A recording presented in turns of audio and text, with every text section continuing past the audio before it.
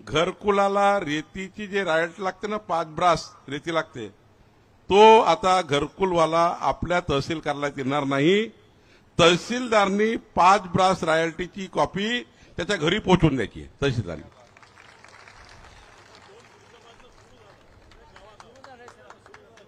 सुरू झालं. आता घरकुलवाला तहसील कार्यालयात येणार नाही. तहसीलदार त्यांचा तो पटवारी, त्यांचा तो ग्रामसेवक, तो घरू जाऊन त्याची रॉयल्टी नेऊन दिली. भाऊ तू घे 5 ब्रास आणि त्याला कुठल्या घाटावरून उठलाची त्याचं नाव लिहिन, या घाटातून घेऊन जा. महिनाभराच्या आत, महिनाभर वेळ दिला. आम्ही तहसीलदारच्या माध्यमातून त्याला रॉयल्टी देऊ आणि तो कुठल्याही घाटावरनं घेऊन यायची. पण त्या घरकुलवाल्यानं त्या रॉयल्ट्या विकू नका. नाही तर काही घरकुलवाले 5 ब्रास विकून टाकते मार्केटमध्ये आणि तुम्ही घेऊन जा म्हणते मार्केटवाल्यानं, मग म्हणते मला रेती नाही भेटली. दुसरा निर्णय काय घेतला आपण, अशी जी तुम्हाला महत्वाचा निर्णय घेतला 30 तारखेला, त्याच्यामध्ये गावातलं कोणतंही घर बांधायचं असेल तर घरकुलवाले झाले, पण गावातलं घर बांधायचं असेल तर काय कराल. घरकुल सोडून गावातलं घर बांधण्यासाठी काय केलं माहिती का तुम्हाला काय करून दिलं. आता तहसीलदार तुम्हाला 600 रुपये दिले, समजा 10 ब्रास लागते, 20 ब्रास लागते, 25 ब्रास लागते, तहसीलदार तुम्हाला रॉयल्टी देईल आणि तुम्ही आपलं घर गावातले बांधू शकाल. आता तुम्हाला त्या ठिकाणी ऑनलाईनची त्या ठेकेदाराकडे जायची गरज नाही. कुणाकडे समजलं का वरच्या लोकांना. डॉक्टर साहेब तुम्हाला कळमेश्वरी घर बांधायचं असेल, तुम्ही तहसीलदारकडे रॉयल्टी मागायची. तहसीलदारनं तुम्हाला डायरेक्ट रॉयल्टी 600 रुपये एका रॉयल्टी ब्रासची. तुम्हाला पैसे लागणार, घरकुलाला पैसे लागणार नाही. आणि मोठ्या माणसाला पैसे लागले पाहिजे ना. त्यांनी 600 रुपये रॉयल्टी भरायची, कुणा ठेकेदाराकडे जायची गरज नाही. डायरेक्ट आपलं घर तहसीलदारला रॉयल्टी मागायची. तहसीलदार तुम्हाला 10 ब्रास, 15 ब्रास, 20 ब्रास जेवढं घराला रेती लागते तेवढी रेती तुम्हाला तहसीलदार उपलब्ध करून देईल घरमालकांना, गावातल्या घरांना. आणि तिसरं काय सांगितलं, गावातल्या ग्रामपंचायतचे बांधकाम जे असते ना, गावात ग्रामपंचायतचे समाज मंदिर असेल, स्मशानघाट असेल, काही असेल, नाली असेल, त्याला आता गावातल्या नाल्यावरनं, नदीवरनं तहसीलदार रेती उपलब्ध करून देईल गावातल्या ग्रामपंचायतच्या कामाकरता. त्यालाही ठेकेदाराकडे जायची गरज. समजलं का तुम्हाला, समजलं का माझ्या तहसीलदारला, समजलं का खलाटे, समजलं का, समजलं ना. म्हणजे काय झालं, गावातले जे बांधकाम आहेत ना, अंगणवाडी बांधकाम, जे काही बांधकाम मंजूर झाले त्यांना डायरेक्ट रॉयल्टी. सरपंच खुश झाले. समजलं का तुम्हाला. आणि चौथा निर्णय घेतला, यानंतर कोणताही नाला खोदा, पण नाला खोदलेलं मटेरियल पांधन रस्ते बांधकामाकरता पूर्ण वापरून टाका. पांधन रस्ते बांधकामाकरता इकडे नाल्याचं खोलीकरण करायचं आणि जेवढं मटेरियल निघलं ते घरी नाही न्यायचं. कुठं टाकायचं, पांधनवर. या तालुक्यातल्या सर्व नाल्याचं खोलीकरण केलं पाहिजे, कारण पावसाळ्यामध्ये त्या ठिकाणी नाले उचड झाले, गावागावात पाणी घुसतंय. पुढच्या वर्षीपर्यंत खलाटे संपूर्ण नाल्याचं, मी तर म्हणतो नाले जोडो अभियान करा. आशिष देशमुख तुमच्या या विधानसभेतले नाले एकामेकाला जोडा, जेणेकरून एका नाल्याला पूर आला, दुसरा नाल्यात पूर्ण आला तर नाले पाण्याची लेवल होऊन जाईल पूर्ण. आम्ही कामठी विधानसभेत केला 60 कोटीचा प्रकल्प. नाले एकामेकाला जोडले. मौदा तालुक्यात एका नाल्याला पूर आला तर दुसऱ्या नाल्यामध्ये ज्यात पाणी तिकडे चाललं जाते. नाले जोडो अभियान केलं. संपूर्ण पुढच्या काळात जर मायनिंगचे पैसे वापरायचे असतील, अशी जे संपूर्ण नाल्याचं खोलीकरण करा आणि जेवढं मटेरियल निघते या तालुक्यातले संपूर्ण पांधन रस्ते चांगले करून टाका. जेवढं मटेरियल निघाल, गडगडा निघाल, रेती निघाल, माती निघाल, काही गरज नाही रॉयल्टीची. फुकट दिलाय, फुकट करून दिलाय. परत तुम्हाला समजलं पाहिजे वरच्या लोकांना खालच्या लोकांना. पण जर सर्व GR काढल्यावर समजणारच नाही की सरकारनं काय केलं. आता समजलं, तुम्हाला समजलं नाही का. अभियान आहे, चर्चेचा दिवस आहे आपला. म्हणजे पांधन रस्त्याला गडगडा नाल्याचा फुकट, घरकुलाला रेती फुकट घर बसल्या. त्यानंतर गावात बांधकाम करायचं असलं तर तहसीलदारकडनं आपली रॉयल्टी घेऊन जायची. आणि ज्या तहसीलदारनं कोणी सांगितलं मला पैसे पाहिजे वरून 600च्या वर, 600च्या वर जर पैसे मागितले तर काय करा. हा 600 रुपये आणि 60 रुपये 660 रुपये द्यावं लागते एका रॉयल्टीचे. तुम्ही 10 घर बांधायला 10 रॉयल्टी मागितल्या. 6,607च्या भावाने 10 रॉयल्टीचे 6,600 रुपये झाले. याच्या वर मागितलं तर काय करा. फक्त एक 9049 4040 वर मासे टाकायचा. हा आमचा तहसीलदार पटवारी आराय आम्हाला वरून पैसे मागून राहिला. बाकीचं माझ्यावर सोडून द्या. मग तुम्ही गरीब माणसा देवेंद्र फडणवीस सरकार, आमचं सरकार, आशिष देशमुखाचं सरकार, डॉक्टर पोद्दाराचं सरकार हे समाजाच्या शेवटच्या व्यक्तीच्या कल्याणाकरता आलेलं सरकार आहे. आणि त्यामुळं आपण जेवढे काही, मी आशिष देशमुख साहेबांना विनंती करतो, या विधानसभेतले महत्वाचे 5 विषय पुढच्या महिन्यामध्ये माननीय मुख्यमंत्र्यांकडे मी बैठक लावणार आहे. प्रत्येक विधानसभेचे 5 विषय. सावनेर एमआयडीसी झाली पाहिजे का? झाली पाहिजे. वल्ली सिल्लेवाडा भागामध्ये 5,000 लोकांना घरं, 5,000 घरं बांधण्याचा निर्णय आपण करतोय. आशिषजी तुमच्या मतदारसंघात ज्यांच्याजवळ घरं नाही त्यांना घरं देण्याचे. किरायाने राहतात लोक, रेंटवर राहतात, त्यांना 5,000 घरं बांधण्याचा माळामार्फत निर्णय करतो आपण. तुम्ही सांगितलं मला कोलार नदीचं पाणी या ठिकाणी या भागात आणा, तो महत्वाचा निर्णय आहे. खऱ्या अर्थाने अत्यंत महत्वाचे निर्णय या सावनेर विधानसभेमध्ये आपल्याला करायचे आहे. म्हणजे पुढच्या 5 वर्षामध्ये आशिष देशमुख जेवढे तुमचे प्रश्न आहेत तेवढे सोडल्याशिवाय राहणार नाही. कारण आशिष देशमुखच्या मागे 3 इंजिन आहे. एक मोदी सरकारमध्ये गडकरी साहेबाचे इंजिन आहे, जोरान आहे. इकडे फडणवीस साहेब तर आशिष देशमुख गेले का माझ्या कागद नंतर सही करतात, पहिले आशिषचा करतात. मी गेलो फडणवीस म्हणून आशिषचं काम पहिले करतो मग तुझं करतो म्हणून. एवढं जोरदार काम आहे. आणि मग त्याचा व्हिडिओ तुम्हाला माहिती आहे कसं चालते.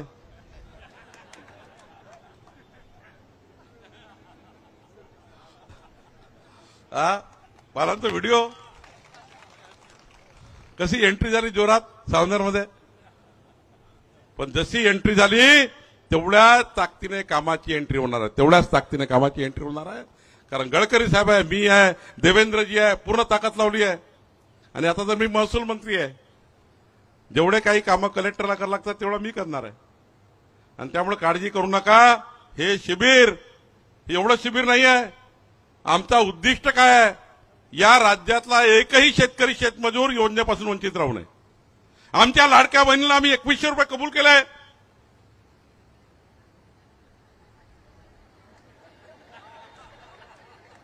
पण आम्ही काय म्हटलं होतं, मतदान तुम्ही आम्हाला करा, आमचं सरकार आल्यावर आम्ही ती योजना लागू करतो.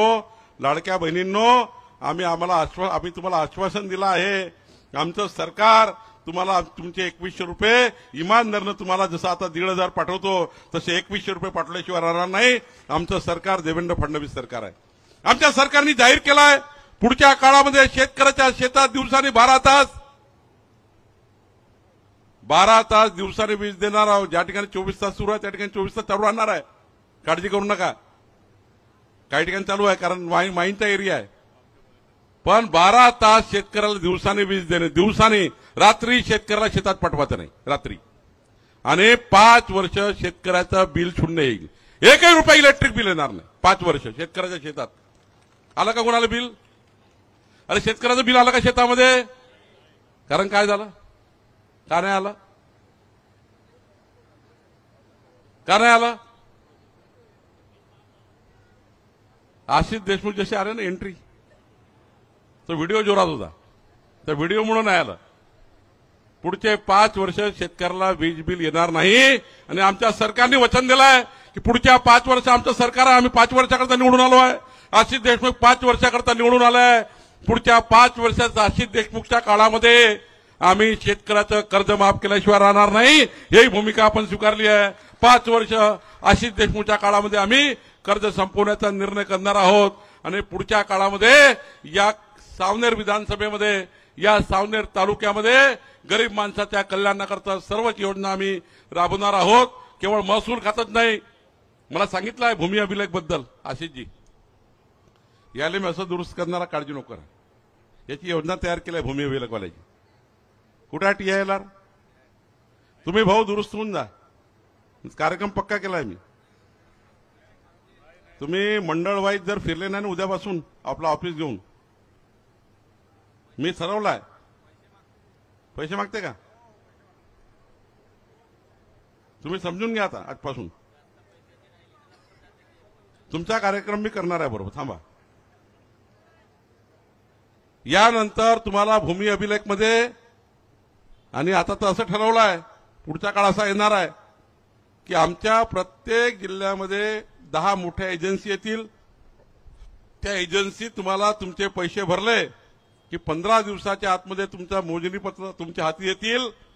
त्याची व्यवस्था मी करतो. थोडा मला 2-3 महिने वेळ लागेल, पण माननीय प्रधानमंत्री मोदीजी निर्णय घेतलाय की आता स्वामित्व योजना आलेली आहे. प्रत्येक घरांचं पट्टे वाटप करण्याचं काम, प्रत्येक घराची मोजणी करून त्या मोजणीचं पत्र घरोघरी पोहोचून देण्याचं काम आम्ही करतोय. स्वामित्व योजना आली आहे. स्वामित्व योजनेचे पट्टे कोणाकोणाला मिळाले गावात? हातवर का. स्वामित्वचे पट्टे, स्वामित्व योजनेचे पट्टे, तुमच्या गावठाणाची मोजणी करून तुमच्या गावठाणाच्या व्यक्तीचं त्याच्या घराचं मोजमाप, किती लोकांना पट्टे दिले? हा, संपूर्ण घराच्या घरी पट्टा नेऊन द्यायचा आम्हाला. प्रत्येक घराची मोजणी करून गावठाणातली, गावठाणाच्या प्रत्येक घरीकडे या तुम्ही, प्रत्येक गावठाणाच्या घराचं मेजरमेंट करून त्यांचा पट्टा हा आम्हाला प्रत्येक घरी नेऊन द्यायचा आहे. मोदीजींनी स्वामित्व योजना आणली आहे आणि मोदीजींनी शेतकऱ्याकरता अॅग्रीस्टॅक आणला. अॅग्रीस्टॅकमध्ये कोणाकोणाची नोंदणी झाली? हातवर करा.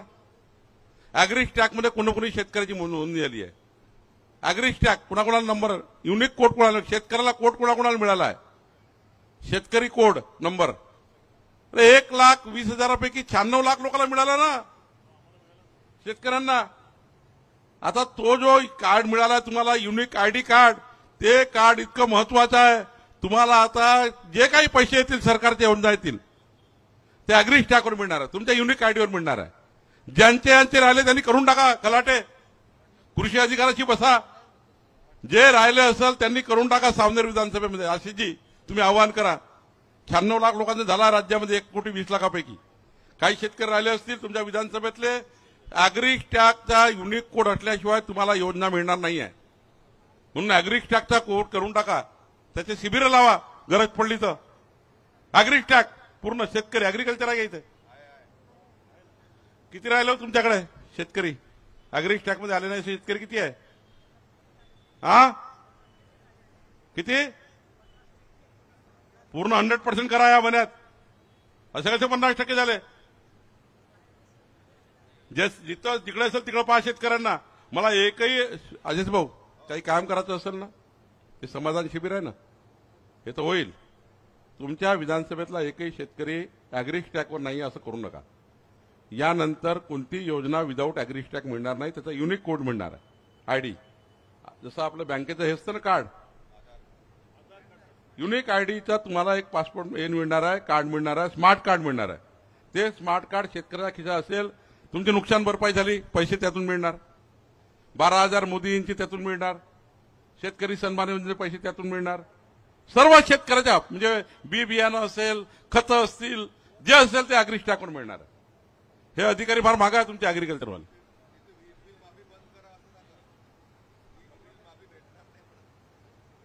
उद्या वीज बिल माफी ठेवायची असेल तर अॅग्रीस्टॅकवर यावं लागणार आहे. तुम्ही तालुका अधिकारी आहे का? कोण आहे जिल्हा परिषदचे आणि स्टेटचे कोण आहे? मला तुम्ही आता या जिल्ह्याचा पालकमंत्री मी आहे. पुढच्या 3 महिन्यात एकही शेतकरी, मला एकही शेतकरी नको आहे जो अॅग्रीस्टॅकवर नाही आहे. 100% शेतकरी अॅग्रीस्टॅकवर आले पाहिजे. त्या योजना त्याला मिळणार नाही, तुम्ही जबाबदार राहाल त्याची.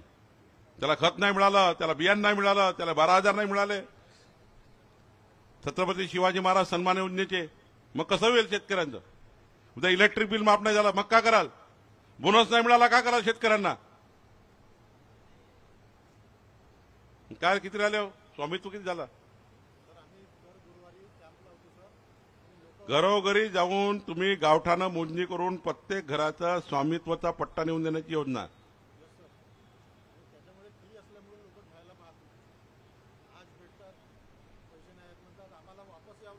फ्री तुम्हाला तर पैसे घ्यायची गरज नाही शेतकऱ्याकडनं, फ्री आहे त्याचं.